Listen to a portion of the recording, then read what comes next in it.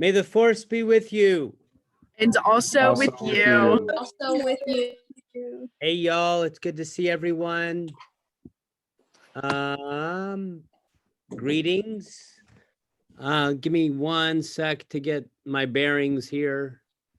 I am somehow forgetting how to use Zoom all of a sudden, but it'll be fine. Good to see everyone. Okay. I am forgetting how to.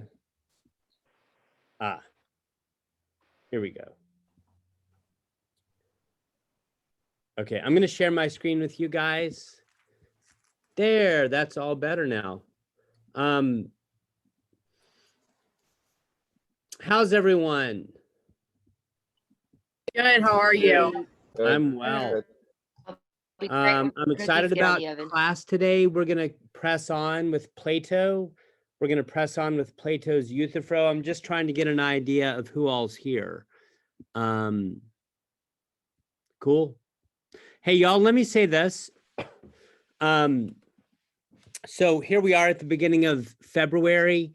It's February 3. I really hope that in a month or so, maybe 6 weeks, my hope, and I say this tentatively, but my hope, I would love it if we could meet on campus.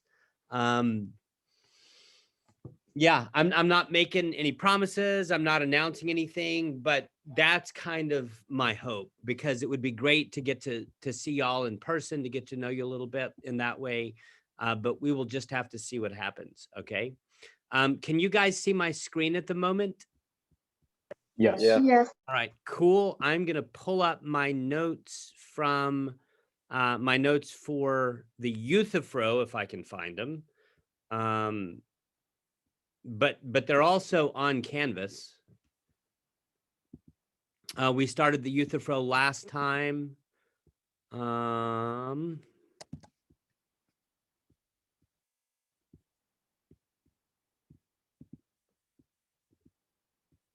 Here we, okay, yeah, here we go. Great. Y'all can see my notes, right? Oops. That's yes. Okay, cool. Y'all, let's see. What did we talk about last time? Can anyone remind me of something that we talked about last time? We talked the about trial. force. The trial, that's right. The Euthyphro and the Apology, which we're going to start probably not today. We'll probably start it next week. Both of those take place in a legal context. That's right. What else did we talk about? Poets, politicians, and craftsmen. Nice. Who said that? Jagger. Nice, Jagger. Can you say something about those 3 different kinds of people? Like, why do they matter? Why are we even talking about them? Well, those are the people Socrates, how do you say it? Socrates. Yep. Socrates. Yeah, those are the people he typically went up to, and I guess he questioned them. That's exactly right. Not because he, knew more than them, but we had a good discussion last time about how that kind of questioning kind of got Socrates in trouble, right? And who did it get him in trouble with? Roman government? Yes, absolutely, yes. You could also say it got him in trouble with the powers that be. It got him in trouble with the status quo. That's exactly right. And his context was ancient. Now, someone said Rome. Actually, no, it would be Athens, right? We had an interesting discussion last time in which I was suggesting that the ancient Christians were kind of like Socrates. That's a theme that is very common. It's a theme that if you look for it, it'll pop up over and over again, maybe even in this class. And the context of the ancient Christians was Rome, the Roman Empire, right? But the context of Socrates wasn't Rome, it was Athens. Similar in many ways. But you could say that the people who were getting angry at Socrates were were the status quo people with power of ancient Athens. Okay, good. Let's keep going. Okay, let's keep going. Actually, before I start going through the notes according to the lecture outline, first, let's take just a second look at the reading schedule. Here we are in the week of February 1. We are already behind. If we finish the Euthyphro today, which we will be 1 week behind. But that's okay, because if you look right here, it says writing workshop and catch up. I'm good to go. I built some margin into our semester because I know it's going to shock you, but this is not the first time that I've fallen behind. All right. Good. Let's keep going in our discussion with the Euthyphro. Y'all, I want to say one more thing, because it follows very nicely from this discussion about Socrates walking up to folks on the streets of Athens and cross-examining them, just asking them questions and then getting in trouble. This is related to that. It's going to come up later, but I want to say that there's another group of people that Socrates interacted with on the streets of Athens, in addition to the politicians, the poets, and the craftspeople. And that different group of people would be his students. See, Socrates had students that hung out with him and that ran around with him and followed him around. If you've ever read the gospel stories of Matthew, Mark, Luke, and John, you might be aware of the fact that in that world, rabbis would have students that sort of followed them around, right? I mean, Jesus had his disciples, kind of sort of the same thing. And it's kind of like that here with Socrates. He does have students who he is wanting to educate, students who he is wanting to form and shape. Now, I want to say something real quick about these students, because in general, the people that Socrates would recruit from, if you will, or you might say the types of students that would gravitate to Socrates, they tended to be aspiring politicians. Okay, they tended to be aspiring politicians. In fact, if you know anything at all about Plato, including some of the stuff in the Grube book, if you know anything at all about Plato, you might know that he came from an aristocratic family, and it's very likely that some of his brothers were politicians. Plato easily could have been a politician. In other words, Plato was kind of like the ideal student of Socrates, but most of Socrates' students were like Plato in the sense that they were sort of like aspiring politicians, okay? Now, you probably already know enough about Socrates to know that Socrates was not a big fan of the status quo, right? I mean, you already know that. I've already been painting a picture of Socrates that sort of implies that he's the kind of person who is not going to be intimidated. He's the kind of person who is not afraid to get in trouble if he's doing it for a cause that he believes in, right? Now, I'll put it another way. And this is actually, we're going to get to this later on today in the Euthyphro. One of the things that we're going to see in the Euthyphro, I think, is that here's another thing that Socrates is not a huge fan of, and that is he's not a huge fan of what you might call convention. Now, he doesn't hate convention. You remember how last time I was saying that Socrates is a demythologizer. In other words, he looks at the myths about Zeus and Poseidon and all those Homeric gods, and he is willing to critique them, right? In other words, he demythologizes them.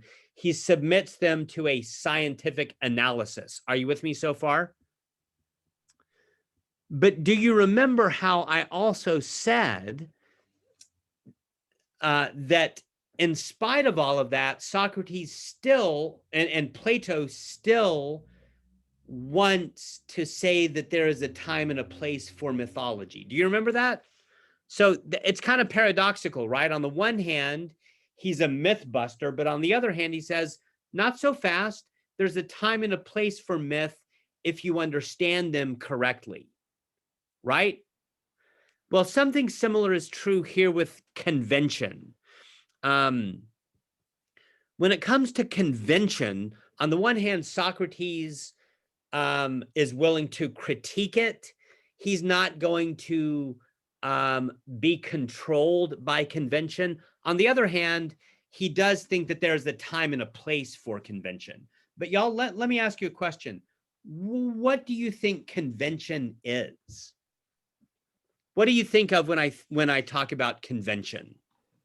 Like a gathering. Oh, Gathering good. people, Actually, for no, something. that is not what I mean by convention.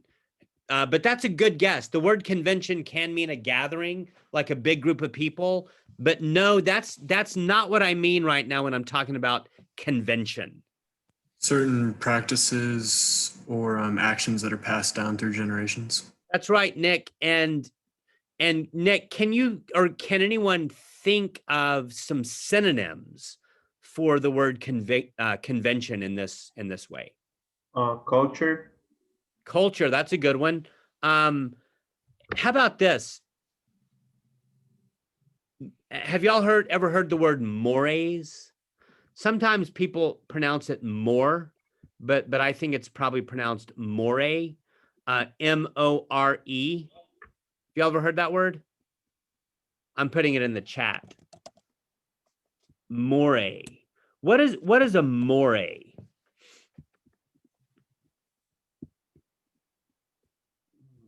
No clue. So a more is like it's a rule of etiquette, right? Do you know the word etiquette? Etiquette is like kind of like being polite. A more is something that people say, oh, you shouldn't do that in public, right? So I don't know. We could come up with examples. Many of them have to do with sex, no doubt. But a more is kind of like convention, in the sense that a convention is kind of like a standard of politeness. See, y'all, like I'll give you some examples. Like we live in the South, right? I mean, Tyler, Texas is kind of in the South, the Southern United States, and people in the South are polite, aren't they? Like if you've ever lived in like the North, like, I don't know, New York or something like that, a lot of times Even in people seem, Illinois, sorry? they're so different up there. Like they are rude. They're just like, mind your own business. They don't say hi, how you doing? How's your day? My significant other is from Illinois. We went up there for Christmas. And that's exactly what I experienced. I was like, people just don't talk to people. Like Right. they're just rude and hateful. And like, I'm like, hi, how's your day? And they're like looking at me like I'm a crazy human. Doesn't Right. make sense. And you know, there's yeah, that's right. I mean, like that, I It's think like part the of what you're Southern talking about there. hospitality. Yeah, Rachel, and certainly that's a typical perception that someone from Texas or someone from the South might have. And I totally know what you're talking about. But you might put it like this. In the South, we're nice and polite. But did you say Michigan? Is that what you, no, did you say Ohio? Illinois. Illinois. Okay, whether you're talking about Illinois Chicago. or Ohio or Michigan or maybe like New York, one of the ways you could say it is that people, they're not as polite. Now, I'm not saying that that's good or bad, but I am saying that you could put it like this. In those places like in the North, you could say they don't really care about convention. They don't really care about mores. They're more willing to just it's like they don't have a filter, right? If you walk around in Tyler, Texas in polite society without a filter, you're going to embarrass somebody, and that's not good. You see what I'm saying? Like I don't know how many of y'all are from Tyler. I am not from Tyler, but I've lived here for like 10 years. And there's this thing called the Rose Festival. I don't know if y'all know what the Rose Festival is, but it's all about being polite society, stuff like that. Those are conventions, etiquette, rules of etiquette, rules of social propriety. If you've ever watched a Jane Austen, if you've ever read a Jane Austen book, or maybe seen a period film like Jane Austen or something like that, they take place in like 19th century Europe, and everyone is nice and polite. Women have their roles and men have their roles, and everybody has to conform to these social conventions. That's convention, y'all. Are you with me? Am I making sense right now? Now, all I'm trying to say right now is that Socrates, on the one, it's just like with myth. On the one hand, he's willing to say all of that is bullshit. On the other hand, he doesn't completely throw the baby out with the bathwater. He doesn't completely reject it. He will later on say that there's a time and a place for it. But check this out. Back to my point about his audience, right? We've said that he walks up on the streets of Athens and he talks to the politicians, the poets, and the craftspeople. But now I'm saying that there's actually a fourth group that's in his audience, if you will. And who is this fourth group? Students. The Students. children. That's right. Did Students. you say that, Ariana? Yes, sir. Did I pronounce your name correctly?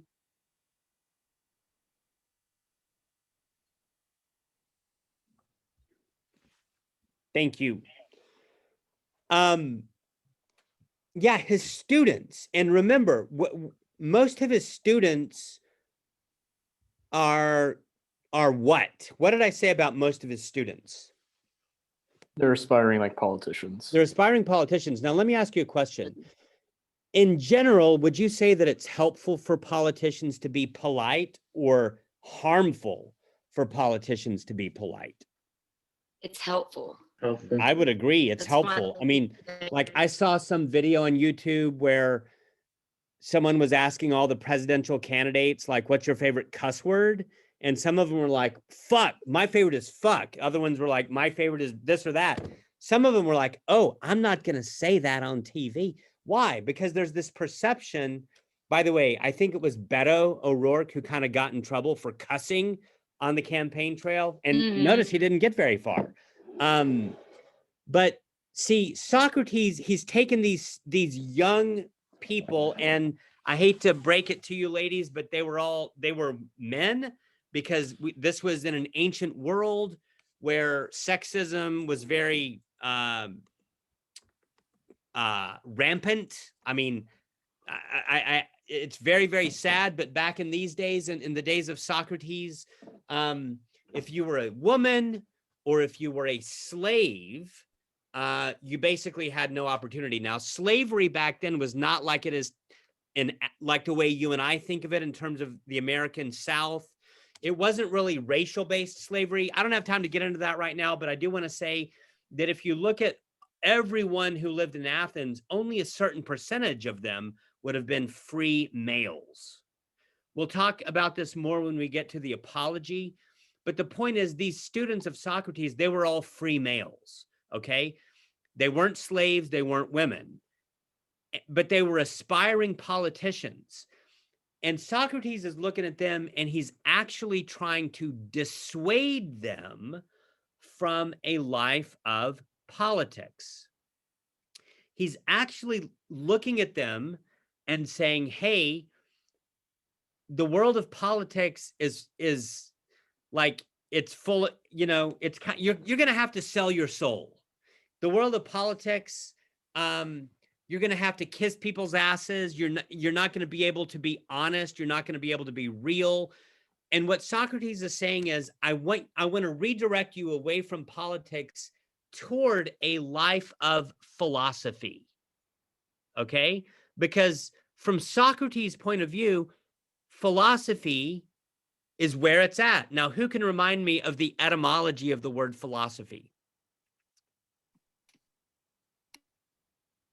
Like the study of wisdom, or Wisdom, yes. Not study of, because is the word logi, is it, no?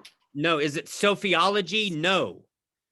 It's philosophy. Wisdom, yes. What's the other word? Existence. So it's, what does philo mean? What does the word Philadelphia mean? City of what? Brotherly love or love. Brotherly love. So Philadelphia, Oh, philosophia. friend, like a friendship, like philo. Yes, friendship is a Like the- form like of the- love, right? So philosophia is the love of wisdom. It doesn't say Love of study of knowledge. wisdom. I'm not saying that's wrong, but the philo part doesn't mean study of, it means love. Yeah, I didn't know. I was just guessing. No, it's all good. You got half of it right, Jagger. So philosophia is the love of wisdom, and Socrates is looking at these students and saying, I want to redirect you from a life of politics to a life of philosophy. Because with the life of philosophy, you can relentlessly pursue truth. If you get into politics, he's saying you're going to have to sell your soul. If you're ruthlessly honest, it's going to get you into trouble, stuff like that. Does that make sense so far? Now, y'all, I want to say one more thing about this before I get back to the outline, because this is kind of where I'm heading. See, Socrates is a teacher and he does have students, but there's other teachers out there in the marketplace. You might call it the marketplace of education. There's other teachers out there, and they're not called philosophers. They're called sophists. I'm going to put that in the chat. They're called sophists. And what is a sophist? A sophist, ironically, sophists and sophistry. A sophist is someone who is training students precisely to become politicians. A sophist is someone who's looking at young people, young men, free men, and saying, hey, I can train you how to be successful in politics. If you listen to me, if you hang out with me, I can show you how to get elected. I can show you how to manipulate people. I can show you how to speak in ways that the people will love. Does that make sense? Now, the sophists who were training students to become successful politicians, they charged money for their students. So there was it was kind of a competitive market, you know, like they were competitive. They wanted students, and so they would do all sorts of things to get students. They would have marketing and stuff like that. Socrates did not charge his students. He didn't charge his students. His classes were free, and he wasn't training students how to achieve a successful career in politics. He was training them how to become wise, how to achieve wisdom. Okay, so y'all, I just wanted to throw that out there. What I'm doing is I'm creating a distinction in your minds between philosophy on the one hand and sophistry on the other. Both philosophers and sophists had students. They both had followings. They both tried to teach things to their students. But the sophists were trying to show people how to become successful politicians. They were into rhetoric. They were into convention, being polite, right? Socrates, on the other hand, says, don't follow all that. That's the life of BS. Instead, pursue wisdom. Learn to love the truth. Give your life to truth. Relentlessly pursue wisdom and be honest. Okay. And he didn't charge for his students. So that's a little distinction between philosophy on the one hand and sophistry on the other. All right. Yeah, I wanted to throw that out there. And remember, Socrates posture with his attitude with respect to convention is a lot like his attitude with respect to myth. He's a demythologizer. He does want to critique myth, and in the same way he wants to critique convention, but he also believes that there is a time and a place for myth and a time and a place for convention. Does that make sense? And just to say one more thing about that before we move on. I mean, can you guys, like, I mean, can you imagine a situation in which maybe you're someone who thinks that Southern politeness is kind of bullshit, but can you imagine that sometimes there might be a time and a place where you should observe the social expectations of Southern culture, not because you're kissing someone's ass, but because it's the loving thing to do? Does that make sense? Like, I think that that's kind of where Socrates is coming from. So you might put it like this: he's not willing to be in bondage or enslaved to convention or social expectations, but he also recognizes the danger of just saying, fuck all that. Like, I don't care what anyone thinks. No, that might not be the best way forward either. So he's willing to criticize it, but he also knows that there's a time and a place for it. All right, cool. Y'all, let's look at the lecture notes for the Euthyphro. And maybe some of the stuff that we've been talking about will come back up as we go through it, okay? Now, last time, I think if you look at the outline with me, I think that we probably got through Roman numeral 1. We run through Sorry? or 2. We were on like the Roman numeral 2B2, I think is what it was, or Perfect. C. We were like All in right, that perfect. area. Let me look with me at Roman numeral 2B.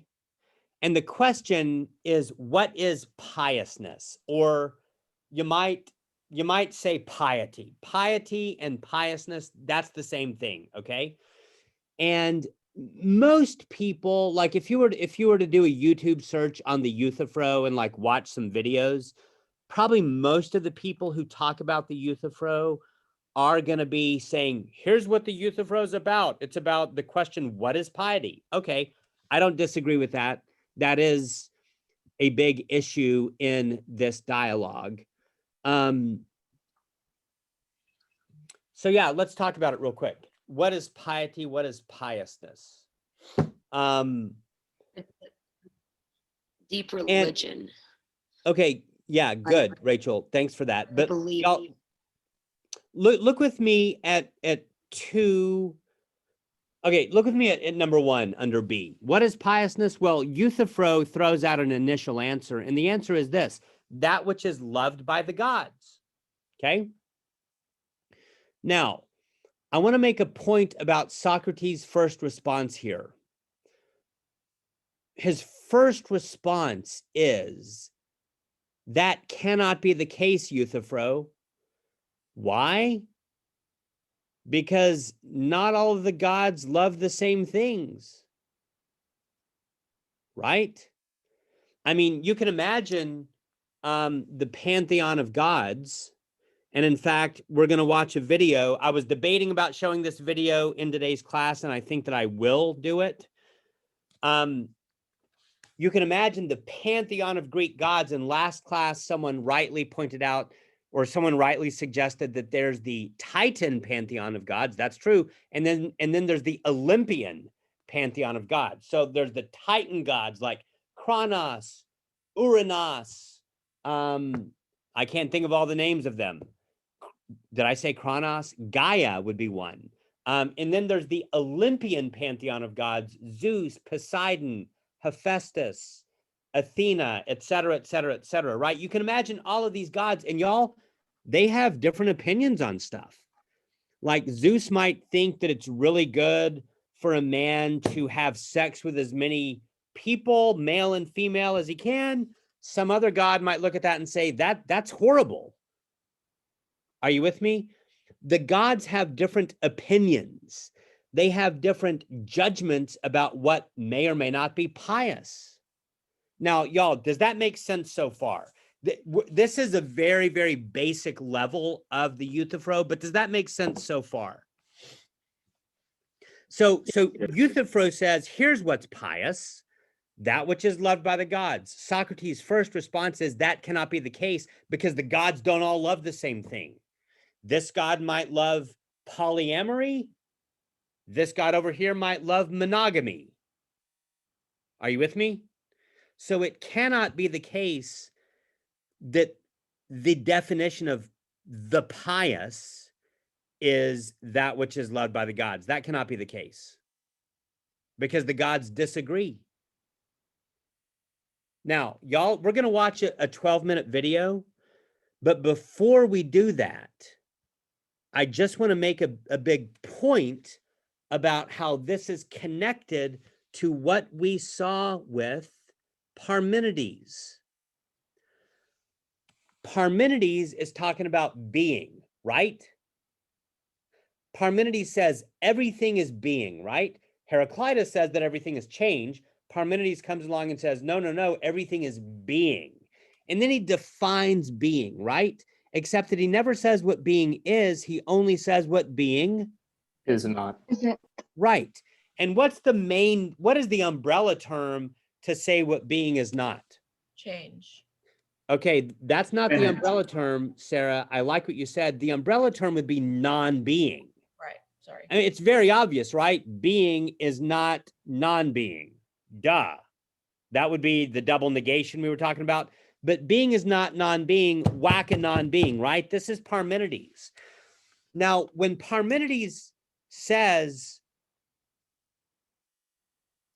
here's all the ways that being cannot be non-being, Sarah, that's when he says being cannot have anything to do with change.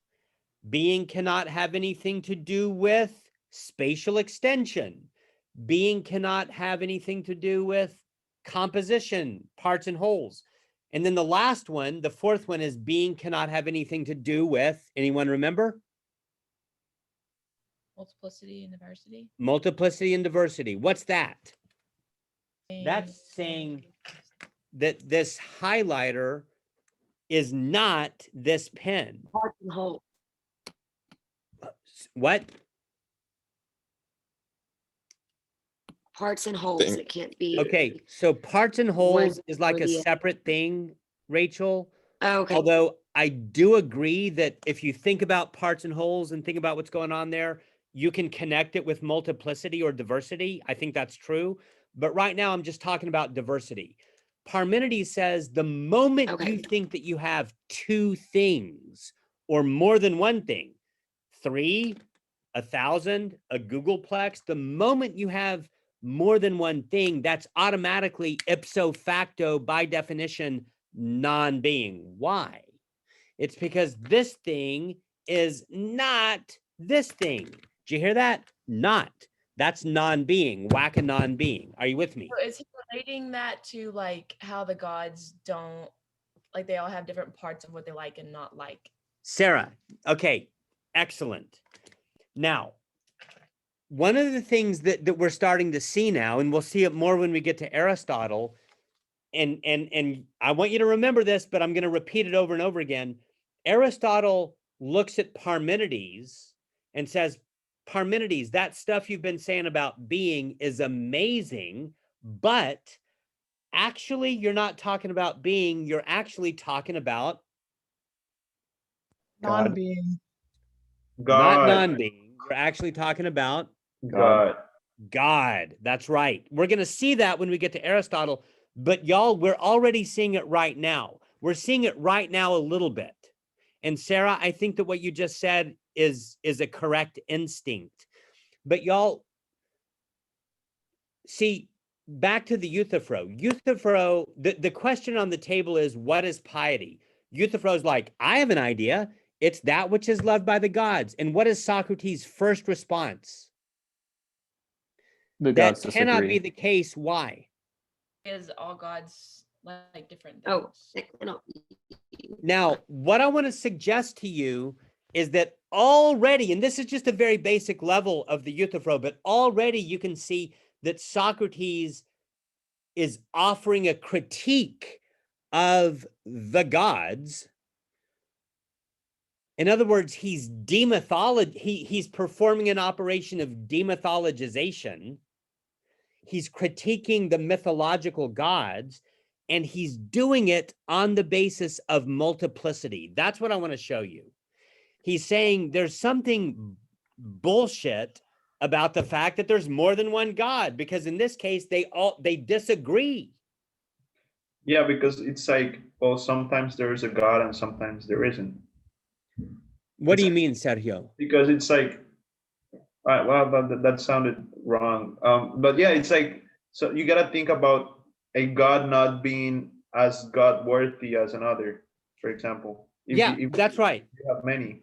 But now think back to the dialogue and sort of what we've seen already. Like, would y'all agree with me that even before this point, in the very first few lines of the dialogue, there was discussion about Zeus, right? And Euthyphro was given a thumbs up to Zeus, I think, because I think Euthyphro was basically saying, hey, Zeus killed his dad, I'm going to kill my dad. I mean, it's crazy shit, right? But that's basically the idea. Socrates says that's horrible. Like, I mean, I think, unless I'm forgetting it. But here's the point. They've already been talking about Zeus. So when they're, look, can y'all see my cursor on the screen? Whenever Euthyphro says piety is that which is loved by the gods, are you with me? We know what gods he has in mind. What gods does he have in mind? Zeus. Yeah, Zeus and company, right? Zeus and Hera and Athena and that Homeric pantheon of gods. Those are the gods that Euthyphro has in mind. And the first word out of Socrates' mouth is this: that's bullshit, because it involves multiplicity. It involves diversity. That's kind of like his first pass. It's almost like his what am I trying to say? It's almost like his first blush response to Euthyphro's invocation of the gods. Socrates is like, okay, I already have a problem. There's more than one.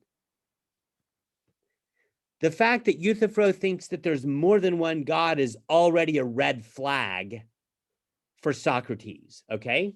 And y'all, what I want you to see is that this is kind of like an early stage of demythologization. It's like an early stage of demythologization. Again, Socrates is about critiquing the myths and critiquing the mythological presentation of the gods. But remember, it's not like he completely throws myth in the trash can. He wants to say there's still a time and a place for myth if you rightly understand what's going on. And we'll get to that later. For now, I want you to notice this demythologizing tendency that he has. Are you with me? Now, I think what I want to do right now, I've been debating about when I was going to do this, but I think I'm going to do it right now. We're going to watch a 12-minute video on the Greek gods, okay? Some of you, like maybe in high school, probably read Homer. Yeah, I don't remember where my Iliad and Odyssey are, but some of you probably read Homer in high school. But we're just going to watch a 12-minute video that sort of lays out the Greek gods. I really like this video. It's only 12 minutes long. It's super simple and basic, but it's still good, because I don't assign y'all any reading about the mythological gods in this class. So y'all, we're going to watch this video. Let's see if I can make it work on YouTube so that you can actually see it. Can y'all see this? Yes. Yes. Can you hear it? Yes. Okay, First came chaos, enjoy. then Gaia, Earth. I'm going to start it Finally, over. Eros, love. From Gaia.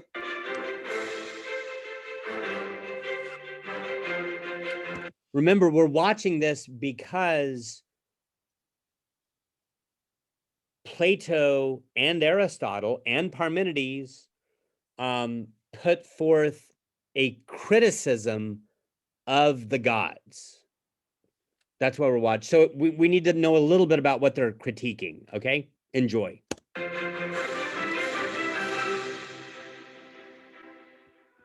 The world began with several primordial beings. First came chaos, then Gaia, Earth, and finally Eros, love. From Gaia there came Uranus, heaven, who both created the Titans. Uranus disliked his children and locked them deep within the earth. Gaia, sick of having her children imprisoned, made a great sickle that she gave to her son Cronus. Cronus hid until Uranus came to lie with his mother, then leapt out and sliced off his father's genitals, which fell into the sea. Cronus proceeded to release his fellow Titans from prison, and so the Age of the Titans began. Cronus married the Titan Rhea, who gave birth to most of the major gods. Cronus, scared by a prophecy that his children would take his power, imprisoned them as soon as they were born, swallowing them whole.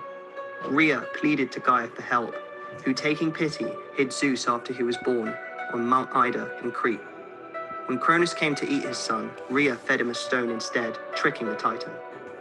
Gaia raised Zeus until he was strong enough to take on his father. The two fought, and upon defeat, Cronus was forced to release Zeus's siblings, starting the war between the gods and the Titans. The war lasted 12 years until Zeus freed the Cyclopses and the 100-headed giants whom Cronus had imprisoned.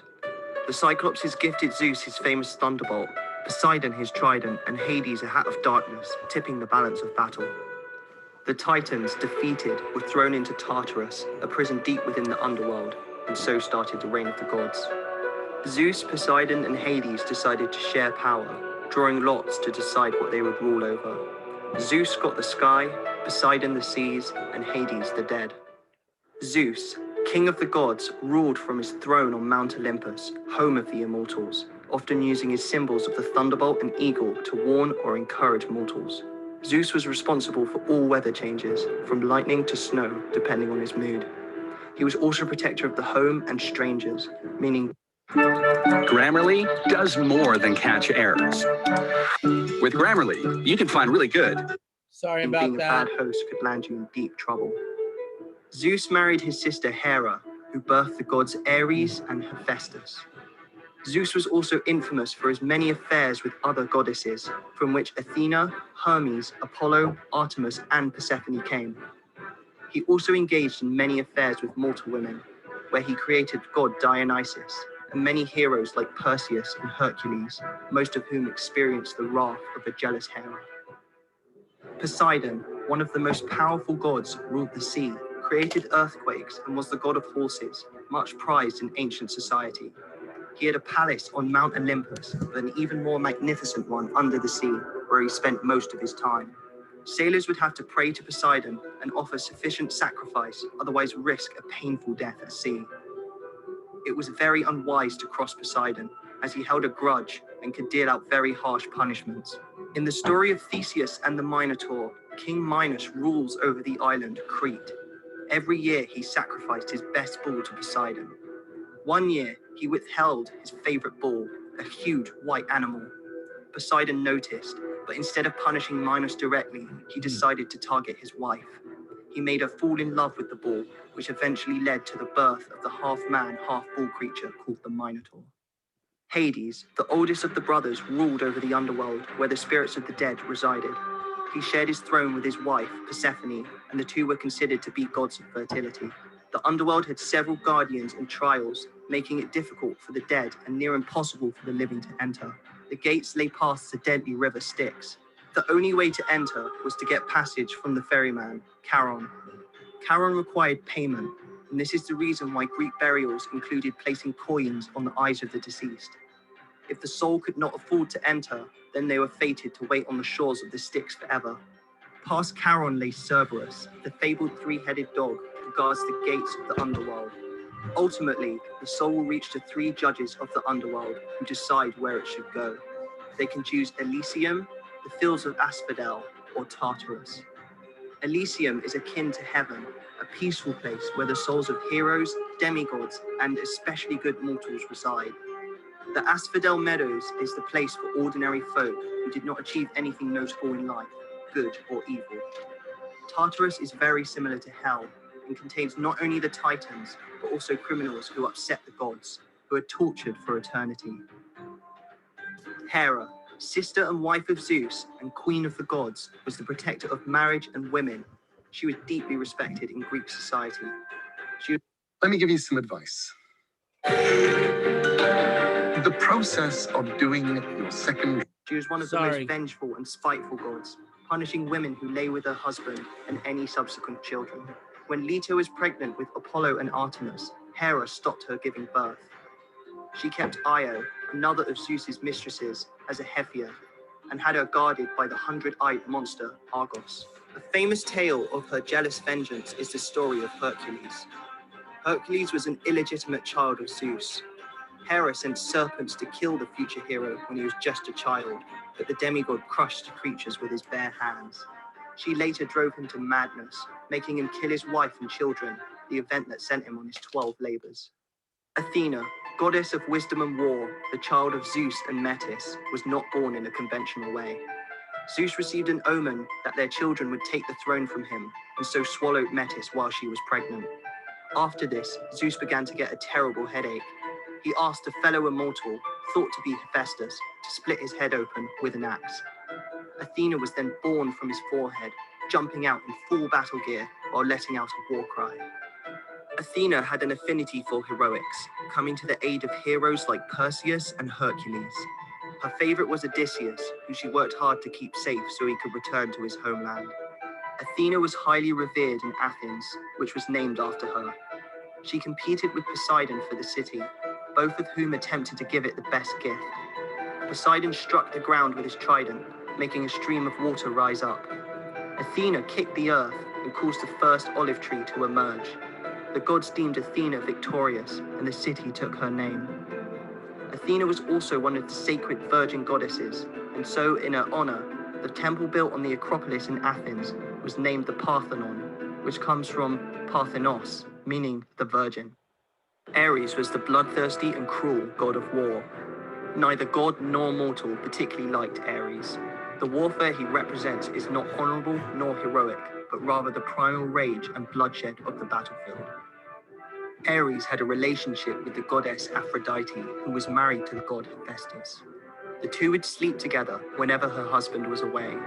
When Hephaestus found out, he made an invisible net and hung it over his bed, and told his wife he was going away.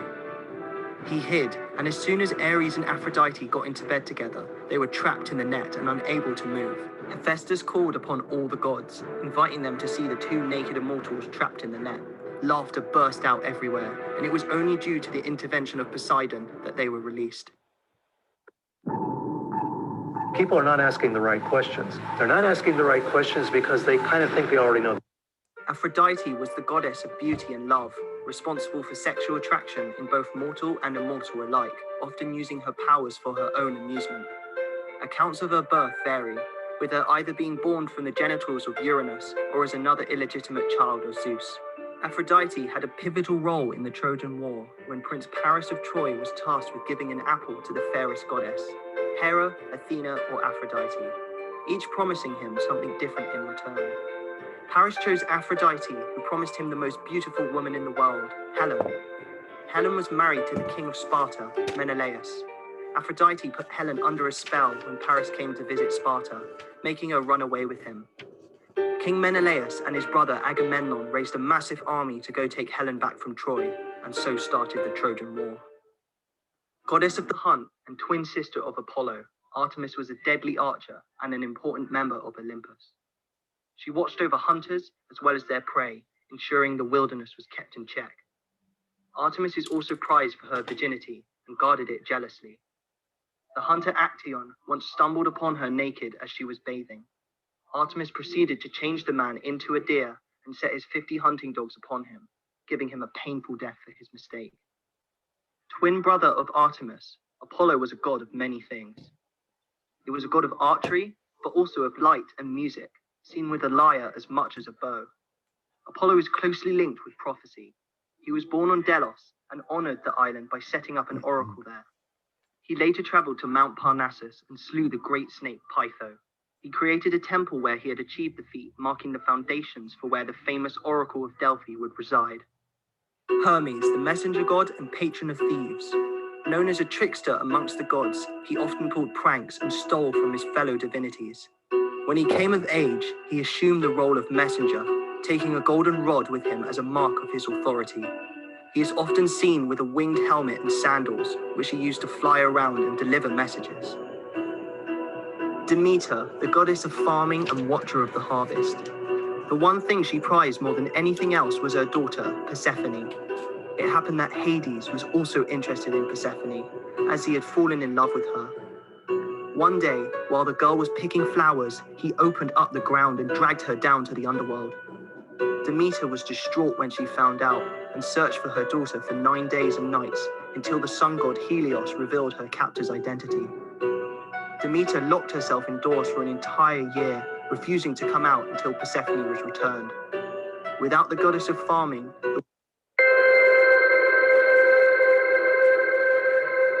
In between breath. The world went into famine. In order to save the world, Zeus ordered Hades to release Persephone.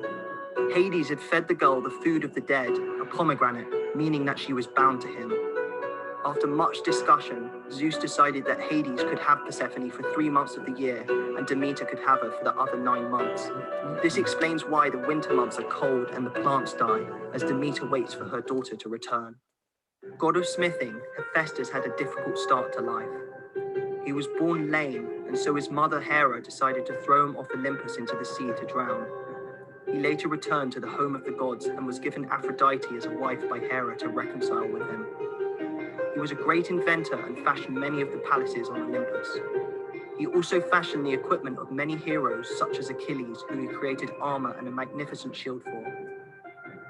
God of wine and parties, Dionysus was perhaps the most fun of the Olympians. Frenzied women called Maenads and half-goat men called satyrs followed him. He had a huge cult following in Greece, where his followers would participate in mass drinking and the orgies his mythological companions were so well known for. The Greek gods represent humanity at its best and worst. From the violent and destructive Ares to the beautiful and seductive Aphrodite, Greek mythology demonstrates the epic power struggle between parents and children in an endless quest to gain control over the world. Tales passed down from each generation, showing them to be some of the most influential deities in human history that continue to have a significant impact to this day. Thanks for watching. Remember to like. Okay, y'all. Oops. Can y'all hear me? Yes. Yes. Oh, are you still there? I hope you're not asleep. There. Um, No, that's so much fun. We enjoyed it. I did. So, like, how many gods did they have back then? yeah, it's good stuff. What? Someone said something? I said, how many gods did they end up having back then? You know, Oh, I don't God. know. Maybe I actually don't know that much about this stuff. It's kind of funny. My actually, I'm gonna turn my light on. Hang on.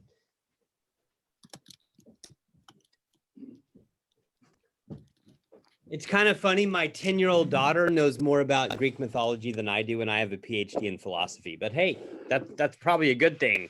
Anyway, y'all, thanks for watching that. I do think it's interesting. It's worth watching. It's worth spending 12 minutes on. What I want to do though is actually, I want to say one quick thing, and that is this. Who remembers what Dionysius is the god of? Debauchery. Wine. Debauchery, yeah. Y'all, that's going to come back up when we get to the Nietzsche portion of our semester in a few weeks. So remember Dionysius. That's going to come back up. That's going to be important. For now, and can y'all see my screen? Yes, sir. Yes. Now, I want to do 2 more things. I'm going to talk for 5 more minutes. Did anyone text me with my 10-minute warning? I don't know. Oh, I've been putting it in the chat. Oh, thanks. I Yes, sometimes don't she's see the the chat. the chat. Y'all, I want to do two more things and then we're going to call it a day. And number one is look with me at the end of the notes here. And these notes are on Canvas, but so remember, remember the question on the table is what is piety? And I'm actually going to skip getting into a deep discussion about the ins and outs of that. But cut to the chase, Euthyphro throws out one answer and it ends up being a contradiction, or it ends up leading to a contradiction, or leading to an aporia. I'm putting that word in the chat, an aporia or an aporia, which means kind of like a dead end. So the question is, what is piety? And basically, Socrates is asking that question to Euthyphro, right? Socrates is a questioner. He's not Socrates is not into pontification. He's not into giving big lectures. He's into asking questions. And then when you give him his answer, he's going to pick your answer apart. Not because he's an asshole, but because he wants to arrive at the truth. So Socrates is like, hey, Euthyphro, what's piety? Piety gives out, Euthyphro throws out three answers. The first answer, which has to do with stuff that the gods like or love, gets shot down. There's a second answer that gets shot down. And then here's the third answer. I want to draw your attention to Euthyphro's third answer real quick. Euthyphro says, hey, maybe this is what piety is. Maybe it's knowledge of how to sacrifice and pray. And Socrates' response to this is very interesting, and I think it's interesting for two reasons. Number one, because you can see that he's demythologizing the ridiculous Greek gods. But secondly, I think that Socrates' answer is even relevant for those of us who live in the Bible Belt of East Texas. Because Socrates' response is, hey, Euthyphro, if you think that piety is knowledge of how to sacrifice and pray to the gods, that makes it seem like really all we're doing is trading with the gods. You see that? It makes it seem like our relationship with the divine is kind of like tit for tat. Like, hey, I'll scratch Zeus's back if Zeus will scratch my back. Are you with me? Socrates is like, that's stupid. That makes it seem like I'm gonna obey Zeus as long as Zeus gives me good crops. I'm gonna obey God. I'm gonna obey the divine as long as God blesses me. All right. Now, does that can you immediately see how that's kind of relevant to, I don't know, most churches or religious communities in East Texas? Do y'all sort of see that? I mean, I would argue that if you listen to a lot of sermons, if you listen to megachurch preachers on TV, maybe if you talk to your friends, a lot of times you're going to hear stuff like this. Like, there's this idea that I'm going to obey God because God's going to bless me. Socrates says that's BS. He says, whatever God is, it can't be like that. Because that makes it seem like we're in some sort of tit for tat relationship with God. Socrates says that can't be the case. In a similar way, he also says, furthermore, that makes it seem like the gods need something from us. And if you read Homer, if you read the way Homer talks about Zeus in the Iliad and the Odyssey, if you listen to the way lots of megachurch pastors preach, yeah, you can see this. You can tell that there's this idea that the gods needs that, or that God needs something from us. For Socrates, that idea is ridiculous. And y'all, it's connected to Parmenides again, because one of the things that Parmenides rejects is that being might be dependent in any way. Parmenides thinks that dependence implies non-being. And I don't want to redo the bidding on that, but if you watch the YouTube video where I talk about composition and my watch, you might remember that anytime something consists of parts and wholes, that implies that it's characterized by dependence. And Parmenides wants to say that can't be right. If no, whatever being is, it has to be independent. That's like what Socrates is saying here. He's saying if there is such a thing as theos, if there is such a thing as the divine, it can't be independent. God cannot need anything. All right. So I hope you can see that that's a little bit of demythologization that Socrates is putting down. And I hope you can see that it's immediately relevant to sort of like, I don't know, the kind of Bible Belt religion that you find in places like East Texas. If you pay attention, you'll see that this philosophy stuff is actually very relevant. Okay. Now, y'all, I want to do one more thing before we call it a day. And that is, I want to talk to you. This is my last point that I'm going to make about the Euthyphro. And it has to do with this figure named Daedalus. Look with me at number 3 on the screen under Roman numeral 2, under Roman numeral 2b. Look with me at 3 that's highlighted here. If you all read the dialogue, and so you'll remember this character Daedalus. Now, I want to say something about Daedalus, partly because it's connected to Aristotle, and it's going to come up later.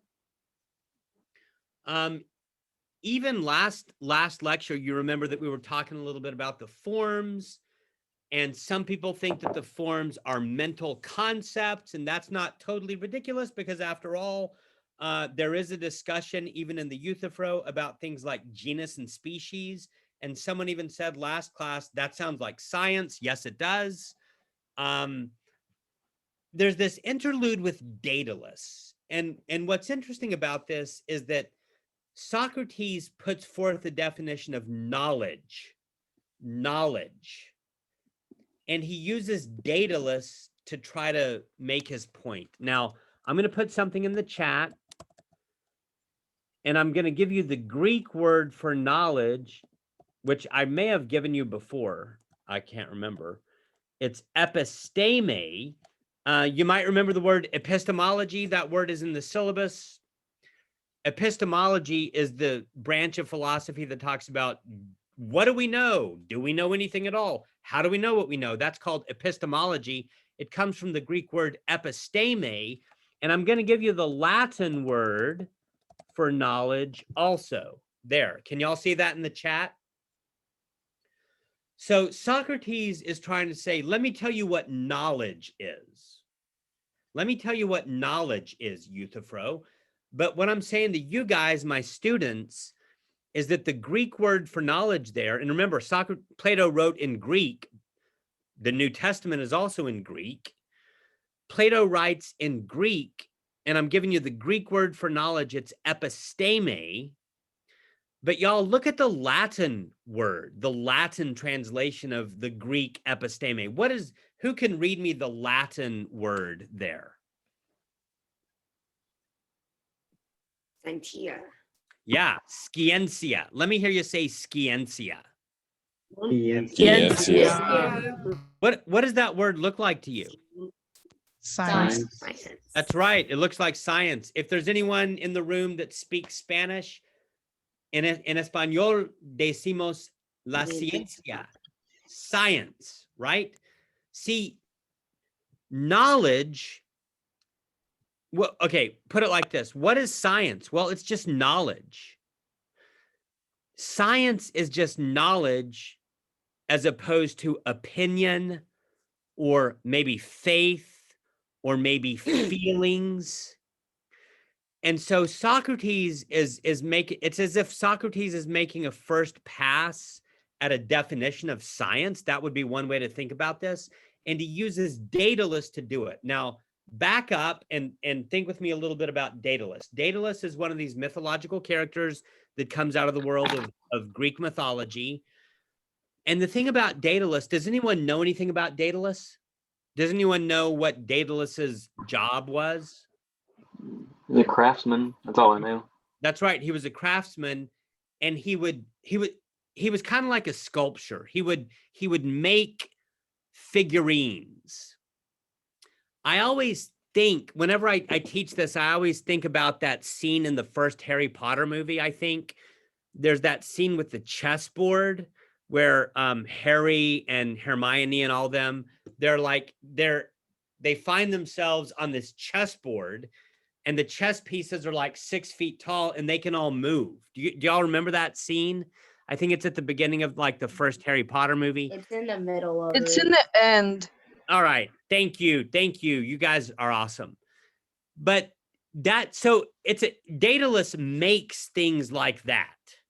And just like in that movie scene, you know, Daedalus is a god. So he has like superpowers or divine powers. And when he makes these figurines, he makes them with the power to move. They can move themselves. And what Socrates says is that the problem with those figurines is that they're not tied down. And he says knowledge is not like that. The thing about knowledge is that it's tied down. Okay. Y'all, I lived in Austin for 20 years and I still own a house in Austin. And when we lived in Austin, one time our patio furniture got stolen. My wife loved this patio furniture. I won't bore you with the details, but it got stolen. And so from that day till this very day, our patio furniture is tied down. It's locked up so that people can't drive up and steal it. What Socrates is saying is that knowledge, aka episteme, aka scientia, aka science, is tied down. It's as if it's bolted to the ground. Now, what does that mean? And what does he mean by that? Well, that's a question for another day, but I just wanted to introduce this notion of science and knowledge. What Socrates says about it is that it's tied down, okay? We'll talk a lot more about science and knowledge and episteme, especially when we get to Aristotle.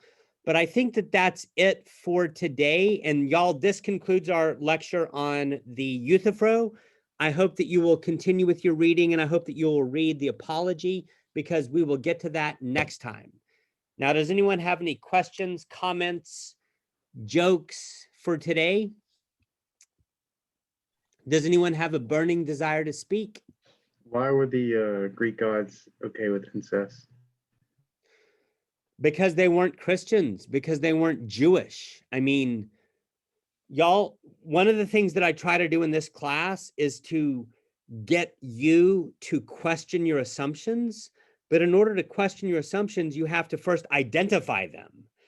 And part of what's involved with that is realizing that every assumption that you have has a history. Like you might, like this is why it's so amazing that I'm married to an Asian woman. I sometimes in my classes, I show you pictures of my wife and daughters, and maybe I'll do that this semester. But what's amazing about being married to an Asian woman, my wife lived in Laos until she was 5 years old. I mean, she speaks perfect English and stuff like that, but her worldview is Asian. Like it's so different from mine. So like in her culture, family is super important. But for me, I'm a white dude from Texas. I'm an individualist. You know what I'm saying? I'm a rugged individualist. I mean, I love my mom and dad and stuff, but it's not like I need to live near them. But if my wife doesn't live like at least 2 or 3 hours from her family, she gets really sad. What's up with that? That's an assumption. It's like a worldview assumption. I'm an individualist. My wife is not. Where do those assumptions come from? Well, they have histories, okay? And this question about why were the Greek gods okay with incest and maybe other things like adultery, they were not Christians. They didn't have a Christian Judeo-Christian worldview. Now, some of you might be thinking, well, Father Matt, I'm not a Christian either. Okay, but yes, you are. Yes, you are, in the sense that you live in a culture that has been shaped, informed, and conditioned by Christianity, by Judaism. Even things like human rights come from the soil of Judaism and Christianity. Believe me, Zeus doesn't believe in human rights. Homer doesn't believe in human rights. That's why they had slaves. That's what I mean. So all I'm trying to say is, whoever asked me that question, it's a really good question. Why were they cool with like all sorts of sexual immorality? That's a great question. But actually, I would flip the question and say, why is it that we think that there's anything wrong with that? And the answer to that question has to do with the history of Christianity, the history of Judaism, and stuff like that. That was a long question, but a good one. It opens up a can of worms. Any other questions? I've got 5:14. I think we're about out of time. Y'all, thanks for putting up with me. That'll do it for today, and I hope y'all have a great weekend. All right? May the force be with you. And also with you. All right. Have a good one. You too.